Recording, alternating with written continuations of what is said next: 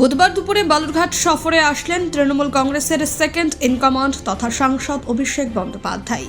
এদিন দুপুর 2টার পর বালুরঘাট এয়ারপোর্টে অভিষেকের হেলিকপ্টার নামে। সেখানেই কুমারগঞ্জে মৃত ওসমান মণ্ডলের পরিবারের সঙ্গে কথা বলেন তিনি। এরপরে তিনি সোজা চলে আসেন তপন বিধানসভার পতিরাম থানার লক্ষ্মীপুরে পরিযায়ী শ্রমিক অসিত সরকারের বাড়িতে। সেখানেই ছিলেন গঙ্গারামপুরের পুলিন্দার পরিযায়ী শ্রমিক গৌতম বর্মন, লক্ষ্মীপুরেই পরিযায়ী শ্রমিক অসিত সরকার ও গৌতম বর্মনের সঙ্গে দেখা করেন এবং তাদের পাশে থাকার আশ্বাস দিয়েছেন। ইতিমধ্যে গৌতম বর্মনকে সরকারি আবাস যোজনার ঘর দেওয়ার সিদ্ধান্ত নেওয়া হয়েছে। দক্ষিণ দিনাজপুর জেলা পরিষদের পক্ষ থেকে সেই ঘর প্রদান করা হবে গৌতমকে। ওই দুই পরিযায়ী শ্রমিককে আর ভিন রাজ্যের কাজ করতে যেতে হবে না বলেও জানিয়েছেন অভিষেক বন্দ্যোপাধ্যায়। পাশাপাশি এদিন সুকান্ত মজুমদারকে কটাক্ষ করেন অভিষেক বন্দ্যোপাধ্যায়। অভিষেক বন্দ্যোপাধ্যায়ের পাশাপাশি উপস্থিত ছিলেন রাজ্যের ক্রেতা সুরক্ষা দপ্তরের মন্ত্রী বিপ্লব মিত্র, জেলা সভাপতি সুভাষ ভাওয়াল, দুই বিধায়ক তোরাফ হোসেন মণ্ডল, রেখা রায়, যুব তৃণমূলের জেলা সভাপতি অম্বরীশ সরকার সহ অন্যান্যরা। পতিরাম থেকে সোজা এয়ারপোর্টে গিয়ে সেখানেই থেকেই ইটাহারে চলে যান অভিষেক বন্দ্যোপাধ্যায়।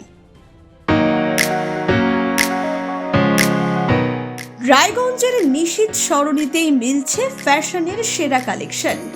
রায়গঞ্জবাসীর জন্য একদম পকেট ফ্রেন্ডলি দামে এখন ট্রেন্ডি পোশাক থেকে শুরু করে এথনিক কালেকশন সব একসাথে। হ্যাঁ, আমরা বলছি আজকালের কথা। এখানে মিলছে এক ছাদের নিচে পরিবারের সবার জন্য পোশাক, মহিলা, পুরুষ আর শিশুদের জন্য অসাধারণ কালেকশন। মহিলাদের জন্য মন কাড়া শাড়ি, ব্লাউজ আর এথনিক কালেকশন। পুরুষদের জন্য ফর্মাল ও ক্যাজুয়াল ট্রেন্ডি পোশাক। শিশুদের জন্য রঙিন, আরামদায়ক ও ফ্যাশনেবল পোশাক যা ছোটদের মুখে হাসি ফোটাবে। শুধু বৈচিত্র্যময় কালেকশন নয়, এখানে দামের সঙ্গেও পাওয়া যায় নিশ্চয়তা। সাশ্রয়ী দামে গুণমানে সেরা পোশাক পাওয়ার জন্যই আজকাল রায়গঞ্জের মানুষের আস্থার জায়গা দখল করেছে। ঠিকানা নিশীথ সরণি রোড, মোহনবাতি সংলগ্ন, রায়গঞ্জ, উত্তর দিনাজপুর।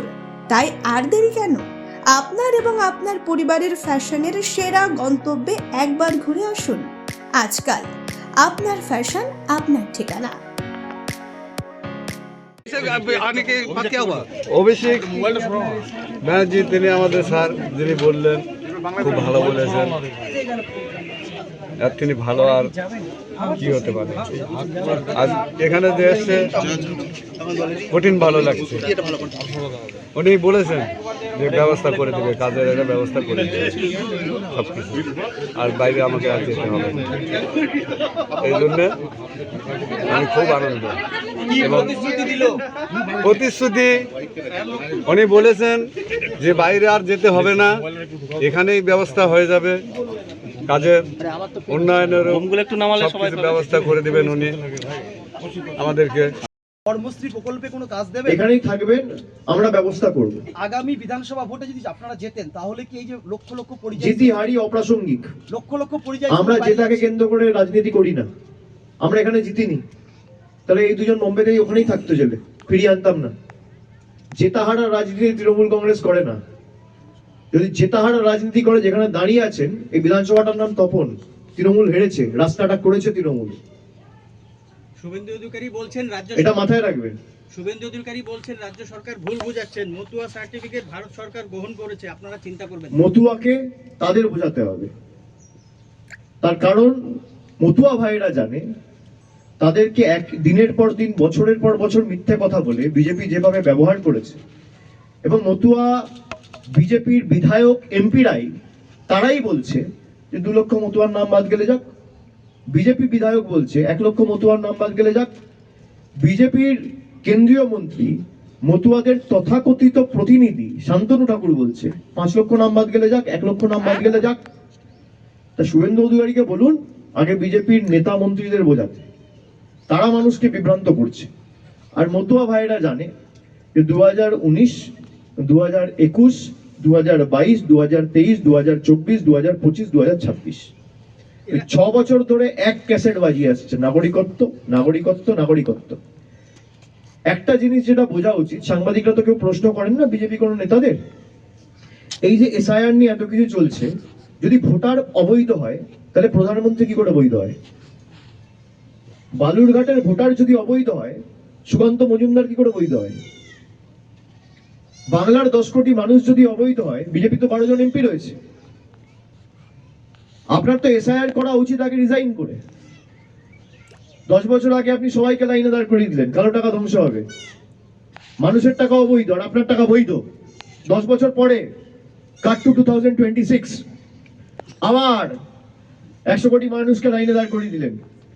কি কেউ 60 বছর, 70 বছর, 50 বছর থাকার পর জন্মেছে এই বাংলায়, থেকেছে এই বাংলায়, তারপর তাকে লাইনে দাঁড়িয়ে নাগরিকত্বের প্রমাণ দিতে হচ্ছে। কার কাছে? নরেন্দ্র মোদীর কাছে, বিজেপি সরকারের কাছে।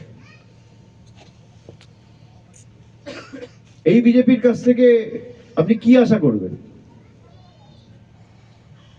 বিজেপি কি করেছে? বিজেপি 6 বছর 7 বছর ধরে মতুয়াদের যে আশ্বাসটা দিয়েছিল, মতুয়া ভাইরা বুঝছে যে পূরণ করেনি। যাদেরকে ভোট দিয়েছি তারাই বলছে মতুয়াদের নাম বাদ গেলে কিছু যায় আসে না। সুতরাং তারা জানে যে বিজেপিকে ভোট দিয়ে শান্তনু ঠাকুরকে জেতানো বা অন্য কোনো প্রতিনিধিকে জেতানো আর খাল কেটে কুমির আনা এক। দাদা পুরসভা নিয়ে একটা অচল অবস্থা চলছে, তো মিটে যাবে দলীয় সিদ্ধান্ত 2-4 দিনের মধ্যে মিটে যাবে। দাদা, কুশমন্ডিতে কিছুদিন আগে জয়ন্তী সরকার নামে একজন মারা গেছিল। তৃণমূল পক্ষ থেকে দাবি করা হয়েছিল তিনি এসআইআর আতঙ্কে হৃদরোগে আক্রান্ত হয়ে মারা গেছেন। আজকে ওয়েস্ট বেঙ্গল সিও দপ্তর থেকে, নির্বাচন দপ্তর থেকে পোস্ট করা হয়েছে যে সেটা সম্পূর্ণ বিভ্রান্তিকর খবর, এটা ছড়ানো হয়েছে তৃণমূলের তরফ থেকে। তার পরিবারের সাথে কথা বলুন। সিইও দপ্তর কি বলছে আর তৃণমূল কি বলছে সে নিয়ে কথা বলে তো লাভ নেই। আমি ভুল বলতে পারি বা সে ঠিক বলতে পারে, সে ভুল বলতে পারে, আমি ঠিক বলতে পারি। সাংবাদিক হিসেবে আপনার কাজ তার পরিবারের লোকের সাথে কথা বলে আমাকে প্রশ্ন না করে। দাদা আপনি বালুরঘাট থেকে মান্টু সিংয়ের রিপোর্ট, কুলিক নিউজ।